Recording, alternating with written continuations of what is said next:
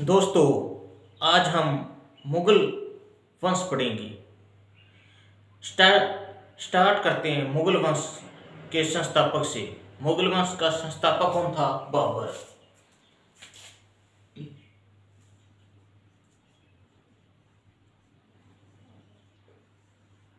मुगल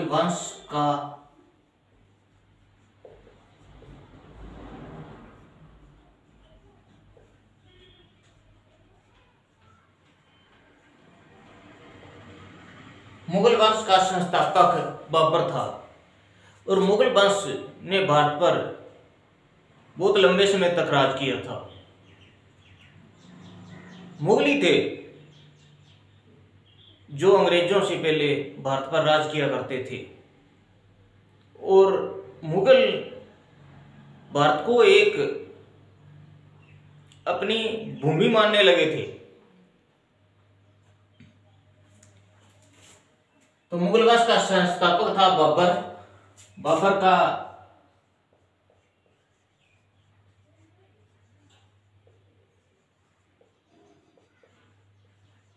वास्तविक नाम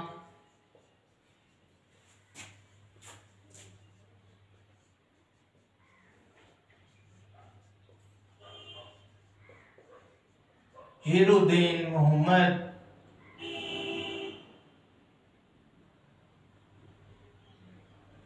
बाबर। बाबर का वास्तविक नाम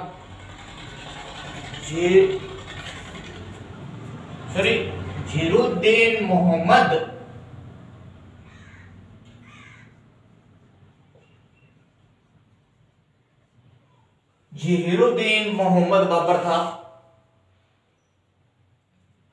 बाबर का जन्म कहाँ हुआ? बाबर भारत का नहीं था, तो जन्म कहाँ हुआ? इसका जन्म हुआ 14 फरवरी 1483 फरगना ट्रांस ओक्शियाना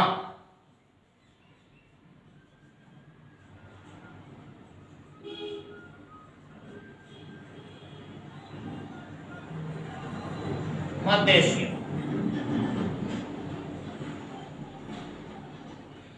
मुगल वंश का संस्थापक कौन था? बाबर था। बाबर का वास्तविक नाम हीरुद्दीन मोहम्मद बाबर था। बाबर का जन्म हुआ 14 फरवरी 1483 कहाँ हुआ? फरगना ट्रांस ओक्शियाना मध्य एशिया में हुआ था। बाबर के पिता थे उमर शेख मिर्जा और बाबर की माता थी कुतुब निगार खान।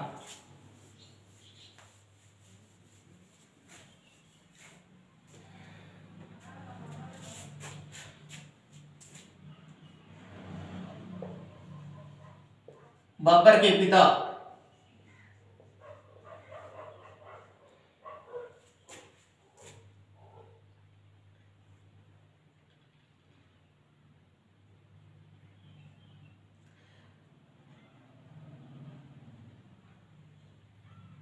और बाबर की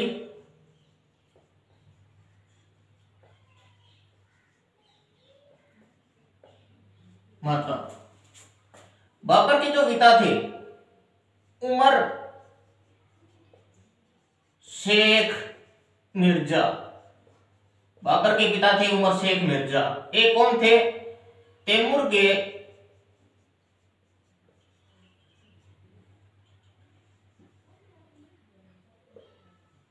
वंशज के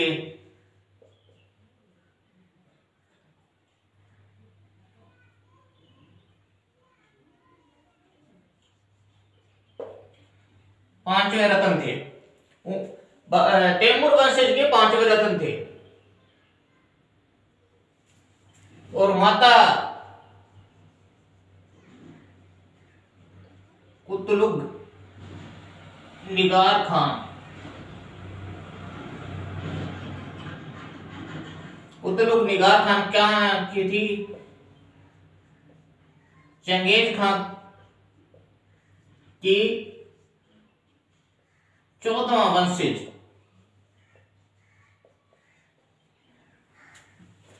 बाबर के पिता उमर शेख मिर्जा तैमूर वंशज के पांचवें रत्न थे। ठीक है, वंशज के पांचवें थे तैमूर वंशज बहुत ही महत्वपूर्ण वंशज था। और चंगेज खां का नाम तो सुना ही है सभी ने। चंगेज खां के 14वां वंशज में तुगलक निगार खान का जन्म होता है। और इन दोनों के खून से जो मिलकर जो बच्चा पैदा हुआ था वो बाबर बना था।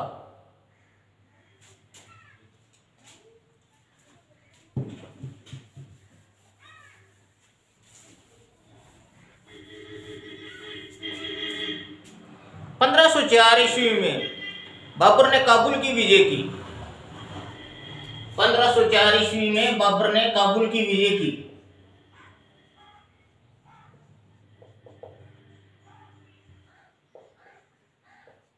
काबुल की विजय की।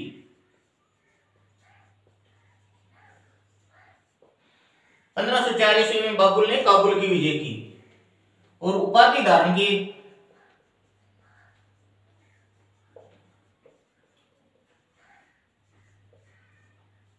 बादशाह की। 1511 ईस्वी में बाबर ने काबुल की विजय की और उपाधि धारण की बादशाह की। क्या इससे पहले बाबर के पास कोई उपाधि नहीं थी? थी। इससे पहले, बादशाह से पहले बाबर के पास कौन सी उपाधि थी? बादशाह से पहले बाबर के पास कौन सी उपाधि थी?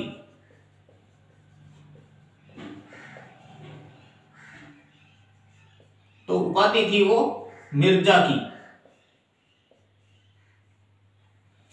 बादशाह से पहले बाबर के पास कौन सी उपाधि थी? मिर्जा की थी। जैसे उसके पिता के पास जो थी उमर शेख मिर्जा, तो वो पिता से उपाधि मिली थी। बाबर के पास मिर्जा की उपाधि थी। और 1504 में काबुल विजय के बाद बाबर ने बादशाह की उपाधि धारण की। 21 अप्रैल 1526 ईस्वी को पानीपत की लड़ाई होती है।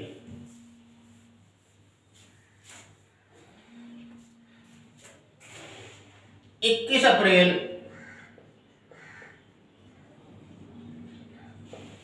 1526 ईस्वी को पानीपत की लड़ाई होती है।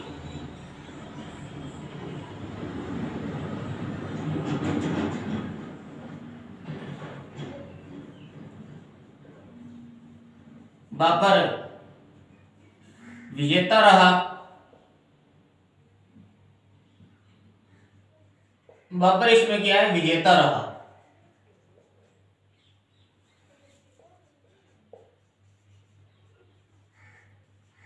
इस खुशी में बाबर ने प्रत्येक नागरिक को एक एक चांदी का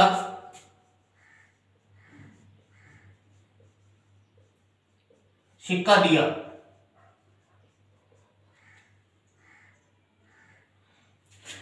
इससे बाबर को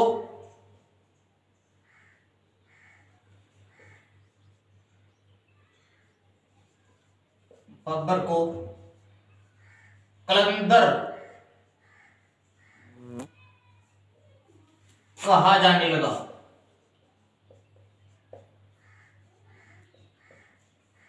हुआ क्या? 21 अप्रैल 1526 को पानीपत की लड़ाई हुई। बाबर विजेता रहा। इस खुशी में बाबर ने प्रत्येक नागरिक को एक एक चांदी का सिक्का दे दिया। ठीक है, तो इस चांदी के सिक्के के बाद बाबर को क्या है? कलंदर कहा जाने लगा। तो वो एक बाबर की उपाधि बन गई। कौन सी? कलंदर की। इसके अलावा बाबर ने एक और चांदी का सिक्का जलाया। उस चांदी का सिक्का कि एक तरफ बाबर ने खलीफाओं के नाम लिखवाए,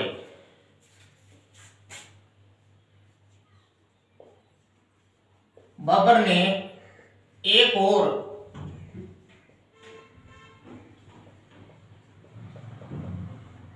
चांदी का सिक्का चलाया। इस सिक्के के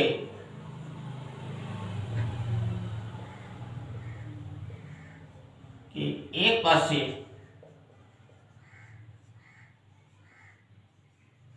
खलीफाओं के नाम खुदवाया और दूसरी तरफ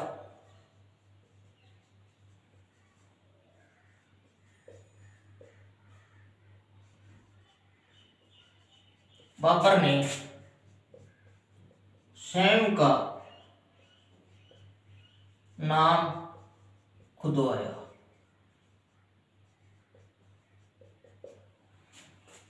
बाबर ने एक और चांदी का सिक्का चलाया, एक पास खलीफाओं के नाम खुदवाया। खलीफा कौन होता है? मुसलमानों का धार्मिक नेता, मुसलमानों का सबसे बड़ा धार्मिक नेता को खलीफा कहते हैं। तो बाबर ने एक पासे सिक्के के खलीफाओं के नाम खुदवाया और दूसरी तरफ के उस सिक्के के खुद का नाम खुदवाया।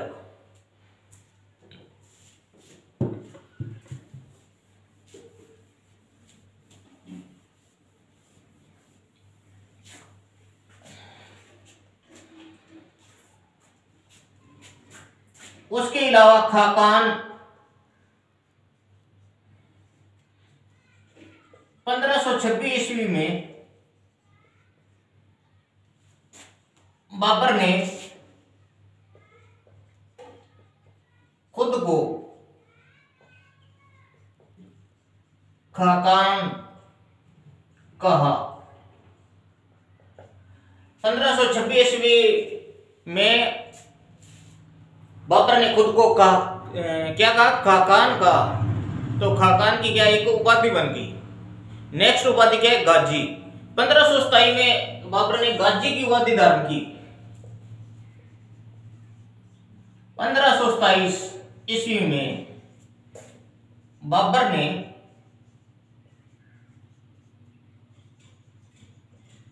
खानवा युद्ध के बाद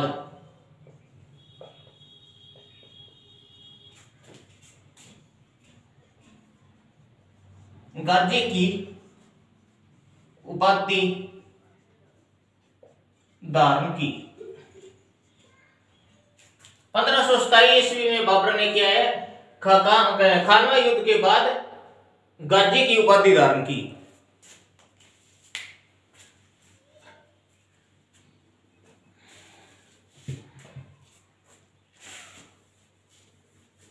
इसके अलावा बाबर को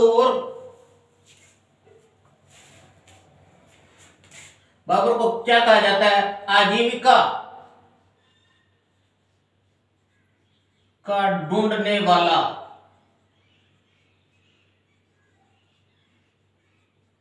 सैनिक कहा जाता है। इसके अलावा बाबर को आजीविका ढूंढने वाला सैनिक कहा जाता है। इसके अलावा बाबर को आजीविका ढूंढने वाला सैनिक कहा जाता है।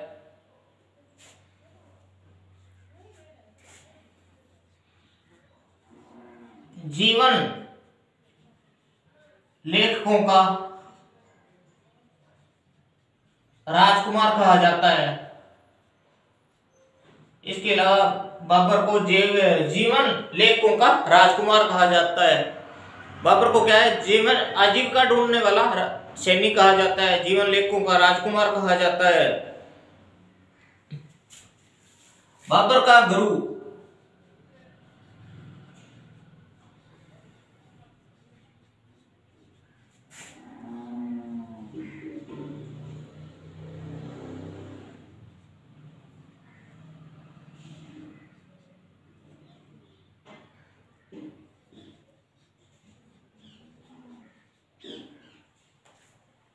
बाबर का गुरु कौन था? अब्दुल्ले एरार। बाबर का गुरु कौन था? अब्दुल्ले एरार।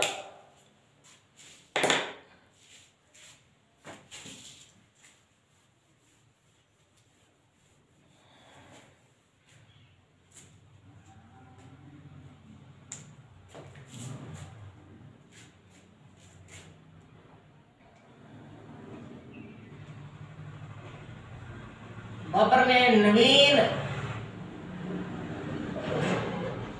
लेखन शैली विकसित की।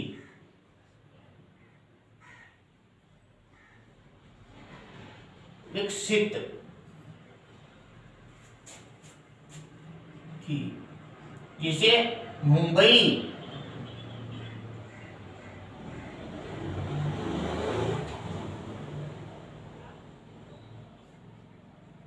मुंबई यान कहा जाता है। बाबर ने क्या है, नवीन लेखन शैली विकसित की जिसे मुंबई यान कहा जाता है।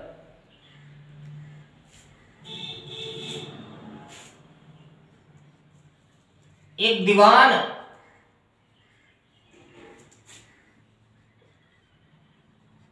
काव्य शैली बाबर के समय में संकलित किया गया।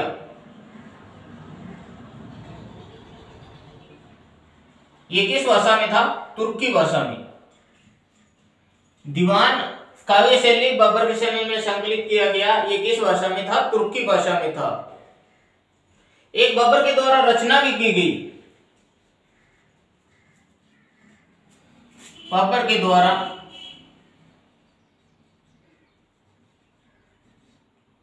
की गई रचना, बाबर के द्वारा की गई रचना। बाबर ने कौन सी रचना की?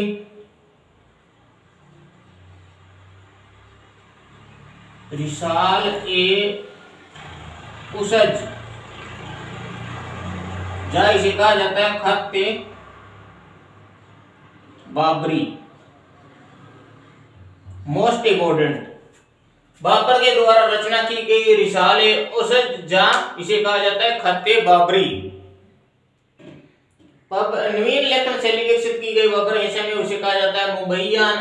दीवान काव्य शैली संकलित किया गया बाबर के समय, उसे कहा जाता है, किस भाषा में था वो? तुर्की भाषा में था। बाबर के द्वारा रचना की गई रिसाल ए उसज, उसे कहा जाता है खत्ते बाबरी भी कहा जाता है।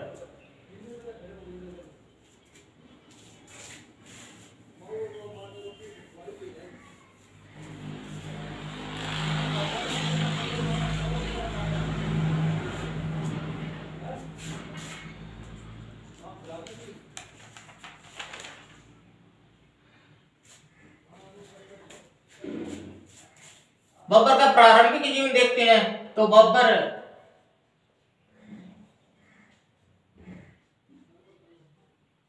प्रारंभ में फरगना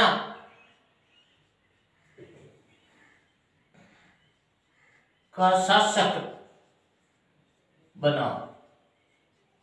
कब बना? 1494 में। बाबर प्रारंभ में फरगना का शासक बना। कब बना? 1494 में। उम्र कितनी थी उस समय? बाबर की उम्र 11 साल थी। फरगना की राजधानी कौन सी? कई बार पूछ लिया जाता है फरगना की राजधानी कौन सी थी उस समय? फरगना की राजधानी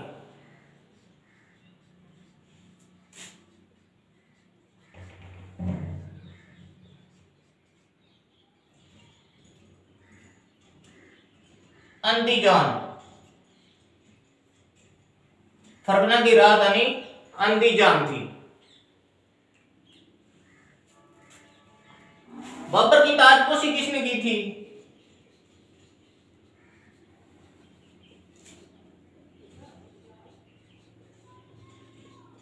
ताजपोशी, बाबर की ताजपोशी की थी उसकी दादी।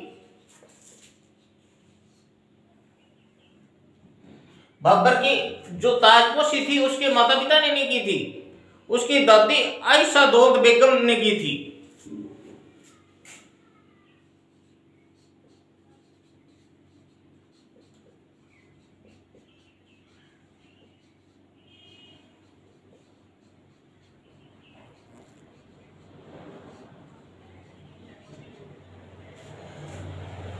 खास ध्यान रखना है, बाबर की जो ताजपोशी थी उसके माता पिता ने नहीं, दादी आयशा दौलत बेगम खान ने की थी।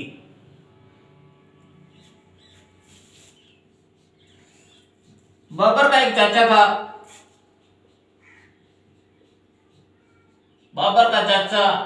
मिर्जा,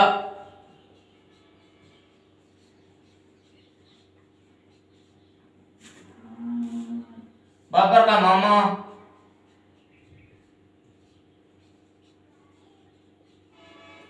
महमूद मिर्जा। बाबर प्रारंभ में फरगना का शासक बना 1494 में। फरगना की राजधानी अंदीजान थी। बाबर ने की ताजपोशी दादी आयशा दौलत बेगम ने की थी। बाबर का चाचा था अहमद मिर्जा, बाबर का मामा था महमूद मिर्जा।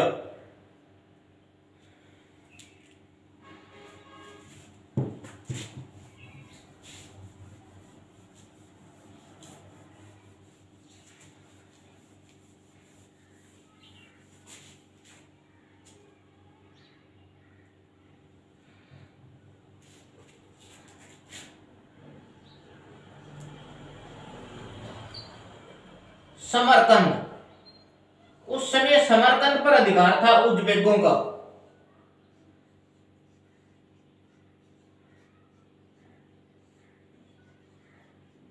उस समय समरकंद पर अधिकार था उज़्बेकों का। उज़्बेक थे, दो चीजों में माहिर थे। कौन कौन सी चीजों में माहिर थे? एक तो तुर्कमा विधि में माहिर थे, दूसरा उस्मानी विधि में माहिर थे। नंबर एक, उज़्बेक किस चीज में माहिर थे? तुर्कमा विधि। इस विधि में क्या होता है? दुश्मन को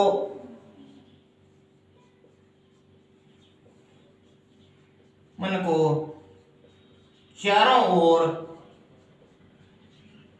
से घेर कर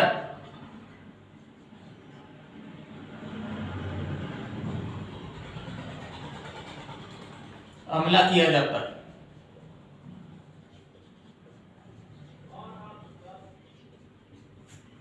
दूसरी विधि थी उस्मानी विधि। उस्मानी विधि, इस विधि में यह थी तोपों को सजाने की विधि। तोपों को सजाने की विधि। तुर्कमा विधि कौन सी थी? दुश्मन को चारों ओर से घेर कर हमला किया जाता था। इस तरफ से चारों दुश्मन पर हमला किया जाता, दुश्मन को पता ही नहीं चलता था कि किस तरफ से दुश्मन आ गए। और उस्मानी विधि तोपों को सजाने की विधि थी। तोपों को 1 2 3 नंबर वाइज से सजाया जाता था। बाबर ने समरकंद पर हमला करने के, समरकंद पर अधिकार करने के लिए 3 बार प्रयास किया।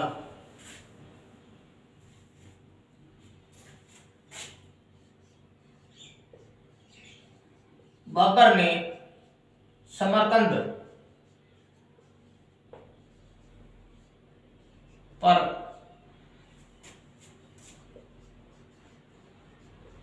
अधिकार करने का प्रयास, प्रथम प्रयास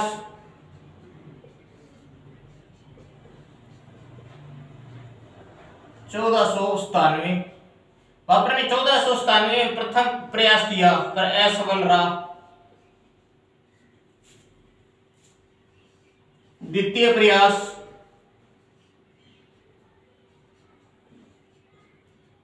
1501 में किया, सफल हुआ, लेकिन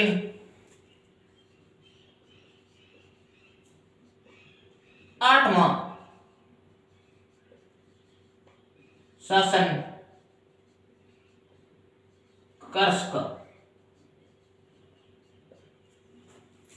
द्वितीय प्रयास 1501 में समरकंद पर अधिकार कर लेता है बाबर, पर फरगना में कोई विद्रोह हो जाता है, उसे दबाने जाता है, तो समरकंद फिर उसके हाथ से निकल जाता है। तृतीय प्रयास 1502।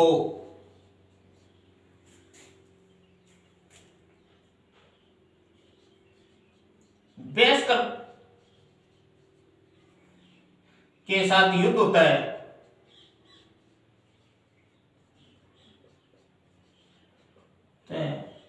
बाबर पराजित हो जाता है।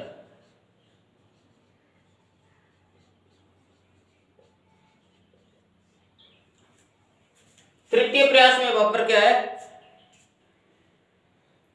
वेस्कर के साथ युद्ध होता है। वेस्कर मिर्जा कहते हैं इन्हें, वेस्कर मिर्जा के साथ युद्ध होता है। और तृतीय प्रयास के अंदर बाबर पराजित हो जाता है। वेस्कर मिर्जा इसमें क्या है, तुलकमा विधि का प्रयोग करता है और बाबर को तुलकमा विधि उस समय ज्ञात नहीं होती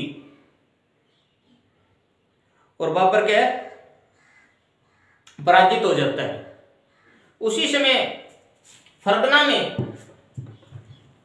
एक मिनट देख लीजिए, बाबर ने समरकंद पर अधिकार करने के लिए 3 बार प्रयास किया। प्रथम प्रयास 1497 में असफल रहा, द्वितीय प्रयास 1501 में सफल हुआ लेकिन 8 माह शासन कर सका। तृतीय प्रयास में 1502 में वेस्कर मिर्जा के साथ युद्ध होता है।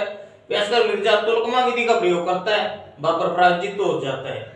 उसी समय फरगना में विद्रोह हो जाता है और बाबर का सौतेला भाई, जो बाबर का सौतेला भाई है जहांगीर मिर्जा,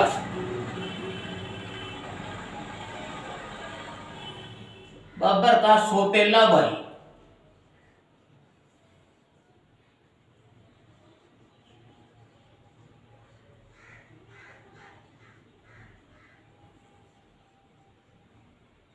जहांगीर मिर्जा फरगना का शासक बन जाता है।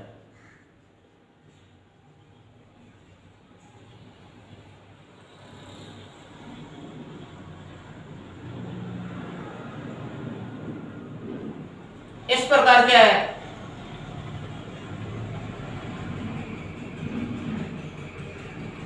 समरकंद वे फरगना दोनों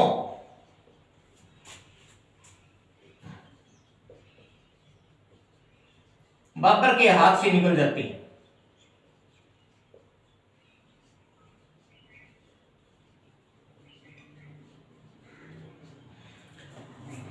उधर बाबर समरकंद हार जाता है, इधर बाबर का सौतेला भाई जहांगीर मिर्जा फरगना में विद्रोह कर देता है और जीत जाता है, फरगना का शासक बन जाता है। इस प्रकार बाबर के हाथ से समरकंद व फरगना दोनों बाबर के हाथ से निकल जाता है और बाबर के राज्यहीन हो जाता है। बाबर के पास कोई भी राज्य नहीं रहता। इसे कहते हैं लाज बुरी बलाएं।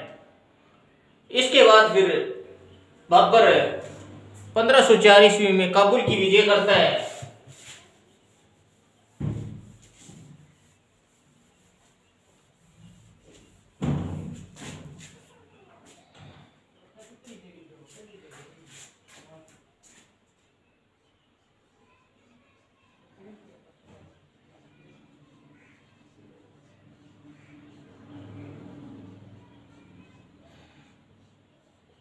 पंद्रह सौ चार ईस्वी में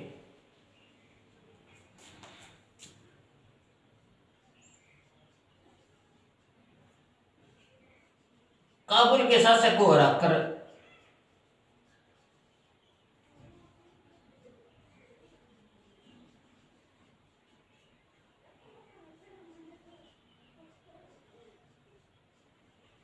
काबुल पर बाबर अधिकार कर लेता है।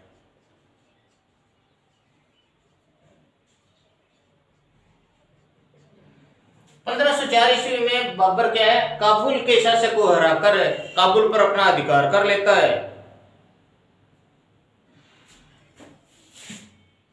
उसके बाद गजनी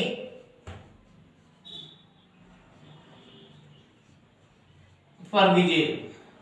काबुल के बाद बाबर गजनी की तरफ बढ़ता है और 1504 ईस्वी में बाबर क्या है, गजनी के शासक को हराकर गजनी के शासक को हराकर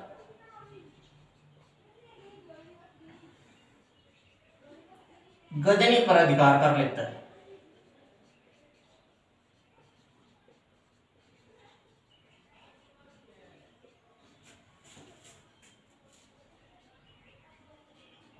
गंधार पर विजय 1507 ईस्वी में बाबर 1507 ईस्वी में गंधार पर विजय प्राप्त कर लेता है।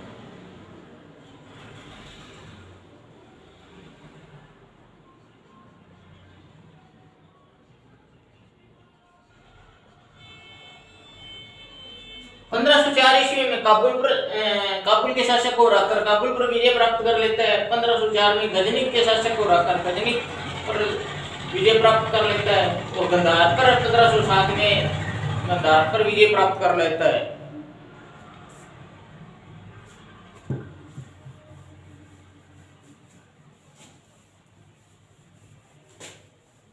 इसके बाद 1514 ईस्वी में ईरान के शासक इस्माइल को अपने साथ मिलाकर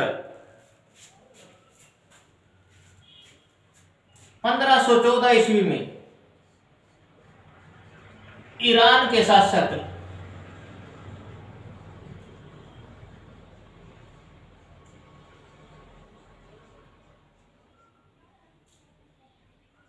इस्माइल को अपने साथ मिलाकर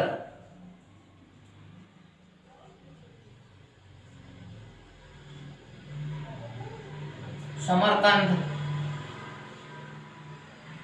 खुराखाना, बुखारा पर अधिकार कर लेता है।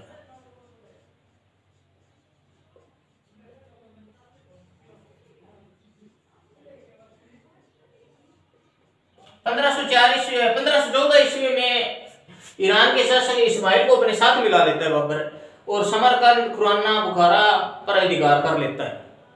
उसके बाद क्या है, बाबर अपने कदम क्या है भारत की तरफ बढ़ाता है और भारत पर अपने आक्रमण शुरू करता है। वो हम नेक्स्ट वीडियो में पढ़ेंगे। इसी वीडियो काफी बड़ी हो जाएगी तो भारत पर जो आक्रमण है और पानीपत की जो लड़ाई है वो हम नेक्स्ट वीडियो में पढ़ेंगे। तो प्लीज वेट।